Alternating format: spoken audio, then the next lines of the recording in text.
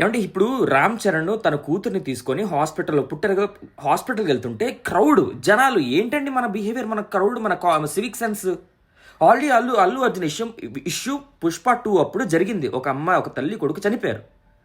అప్పుడు కుంభమేళ తొక్కేసలాట్లో కానీ, గుడుల తొక్కేసలాట్లో కానీ మన క్రౌడ్ ఆల్రెడీ చాలా తొక్కేసలాట్ నడుస్తుంది. ఇప్పుడు సెలబ్రిటీని చూసి మన సెలబ్రిటీ లాగా అవ్వాలనే ప్లాన్లు వేసుకోవాలా? వాళ్ళతో సెల్ఫీ దిగితే చాలా తొక్కేసలాట్లో ఎవరికేమైనా అయితే మనం ఏమంటాం? అసలు ఆ టైంలో రామ్ చరణ్ ఒక్కడే ఎందుకు వచ్చాడు? పోలీసులు బ్యారిగేడ్లు పెట్టాలి కదా, అసలు ఎలా ఎందుకు చేశారు? అసలు ఏమన్నా అయితే మనం రామ్ చరణ్ని, వాళ్ళ ఫ్యామిలీని, పోలీసుని, గవర్నమెంట్ని తిడతాం. మన చేతులకి ఏమైంది? మనకేమైంది? మనం ఎందుకు అంత కసిపడి, ఎందుకు అంత ఎంటపడుతున్నాం? ఎందుకు మనిషి వర్షిప్ ఎందుకు అంత చేస్తున్నాం? దానికి మనం ఒకరిని చూసి అరే మనం అలా ఎలా అవ్వాలని నేర్చుకోవాలని అనుకోవాలా? సెల్ఫీలు దిగితే చాలా వాళ్ళతో. సో దీని గురించి ఒక యూట్యూబ్ వీడియో 10 minutes వీడియో పెట్టడం జరిగింది డార్లింగ్.